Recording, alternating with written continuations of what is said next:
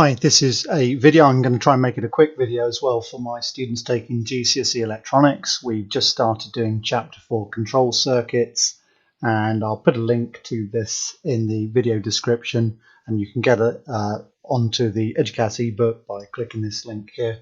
And let's scroll on down. As I say, I don't want to waste too much time here. And this is the first example, and you're expected to be able to do this using Circuit Wizard. So that's exactly what we're going to do now. So the program that we're going to make is going to be a program that's going to run on a microcontroller. A microcontroller is a programmable integrated circuit. It's going to make our circuit quite simple, having that microcontroller rather than using anything else. And the microcontroller, once programmed, is going to be able to switch a red LED on for 5 seconds, then turn the LED off for 2 seconds, then turn the red and blue LED on for 3 seconds, and then turn them off, and then stop. So that's what we're going to do. So here's Circuit Wizard. I'll leave it so it's split screen so you can see both things happening at once. We can refer to this while we are building it. And then so let's create a new document, electronic circuit with a Genie flowchart. That's absolutely essential this time. So must choose with a Genie flowchart because that's what we're going to do. And we're currently on circuit design. So let's just quickly make this circuit. So we're going to need a power supply. I'm going to use a battery. It doesn't have to be. Now the battery, we're going to use a Genie 08 microcontroller, and the supply needs to be between 1.8 to 5.5 volts. So yeah, 5 volts is okay. You might prefer to change it, say 4.5, because that's 3AA batteries. But you don't have to, so long as you're within that range, 1.8 to 5.5, that's fine. We're also going to need while we're on power supplies, let's also have a ground. Don't have to do it that way, but that's the way I'm going to do it. And then we're going to go down to microcontrollers. Ignore these elementary views. You must not use those. Let's use this one, dual inline package, Genie 08, drag that in. Let's connect up the V+, that's positive supply, and let's control drag the ground symbol like so. Okay. And in fact, let's just do Control A to select all, and then Control F8 zooms to fit. That's quite nice. Didn't quite zoom to fit there because it's missing off the label, but I think that's absolutely fine. Normally I would do this like full screen. I wouldn't be splitting the screen, but anyway, hopefully you can figure it a way out for yourselves. Let's go to resistors. I want a resistor. Now the reason I want this resistor connected to the programming pin is so that the microcontroller starts up quickly and without a problem. Now it's normal to change that to 10K. And if you don't know why I'm putting that on the program pin, don't worry about it too much. But if you don't do it, the simulation in Circuit Wizard is going to work fine. But when you come to actually make the circuit, if you build it on a breadboard or on a circuit board, it's not going to work properly. Okay, because if you have a look at the data sheet for the Genie 08, it says this is the minimum circuit, and in fact we're going to go less than the minimum because we don't need this download socket. We don't need these 2 resistors. But if you don't have that download socket, you do need, at the least, you need this one 10K resistor pulling the programming pin down to ground. Okay, what else do we need? Let's just have a quick look. Well, we need 2 LEDs, a red and a blue LED, and we're also going to need current limiting resistors. So let's just get those in. Now, really, we should be making performing calculations for the resistances of these resistors, but in fact let's just do one first. I'm not too bothered about it for the moment because they have a wide tolerance anyway, the LEDs, as to what is acceptable. So let's just use duplicate values. They shouldn't really be exactly the same because a red and blue LED have a different forward voltage, but let's say not worried about that. Go down to light emitting diodes, LEDs. Let's just get one. Let's control drag, make a copy like so, and let's control drag. Oh, I meant to control drag the ground symbol. Don't have to do it like that, and if you wanted, you could just have the 0 volts or the ground of the battery just going all the way around to wherever. That's absolutely fine. I've just decided to do it this way. And yeah, so which one's going to be red and which one's going to be blue? Well, it says the red LED will be connected to output B0. I don't have a B0, but I've got a G0, so I'm going to have the the red one onto G0. Well, that's already red.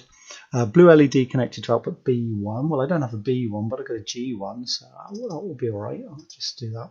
And the reason for that is they're talking about Bs, I'm talking about Gs. It's just like, it depends on what microcontroller you're using, what system, so it makes no difference really. But what we do need to do, we need to just click the microcontroller and have a look at the program settings and just make sure that, well, we're using Genio 8 V2, make sure that our outputs are configured correctly. Now, G0 and G1 are going to be outputs, so G0 is an output, but G1 you'll see is currently configured as an input, or we want to change it to an output like that. If you have a look at device, you'll actually see now that G0 and G1 are both outputs, and in fact G2 is as well. G4 is also an output, but G3 is an input like that. That's fine. Hopefully I'm not running through this video too quickly for you, but I'm aware that people like short videos and I tend to waffle on a little bit. Okay, so I've now built my basic circuit, and if I were to try to run this by clicking this, well, it's not actually going to work because we've got a programmable microcontroller and we haven't written a program for it. If you have a look at this flowchart tab, you'll see that there's the start of a flowchart, but start and then what, you know. So if you try to run this, of course, it's not going to run correctly because it doesn't know what to do next. Let's try that. And sure enough, incorrect flowchart, this error message over here. It does not know what the path is, you know, what to do next. So so it's important, although you can try doing that, it's not going to actually work. I mean, you could, if you wanted, make a fairly silly path there. It starts and starts and starts and starts. And then if you try and run this, it's not going to come up with an error. It's simulating, but of course it's not doing anything with these outputs because you haven't asked it to, because it's a programmable microcontroller and your program doesn't do that. So it's important to understand that a programmable microcontroller will only do what you ask it to do. So what do we want to do? Well, we want to turn output B0 on. Remember, that's going to be G0, then wait for 5 seconds, then turn G0 off, then wait for 2 seconds, blah, blah, blah. Okay, so let's just quickly do this. So to turn something on, we turn high, so that's logic high, if that makes sense. And so that is G0, so I'll just go G0. And then wait for 5 seconds. And so I can just type, you can type 5 or you can scroll down to 5, up to you, whatever. And then turn G0 off, so I'm just going to turn it logic low, like that. And then wait for 2 seconds. I'll just control drag this time. And then I'll change that to 2. I just type 2, is quicker. And then turn G0 back on. Okay, so well, I've already got that there, so I'm going to control drag that. So now G0 is back on. And then G1 will then go on, so I'm going to do this. By the way, it is possible to turn on more than one output at the same time. You don't have to do them in separate blocks, but this is, follow example 1, and you'll see that there's more to do in the next part. Then wait for 3 seconds. Let's just control drag this.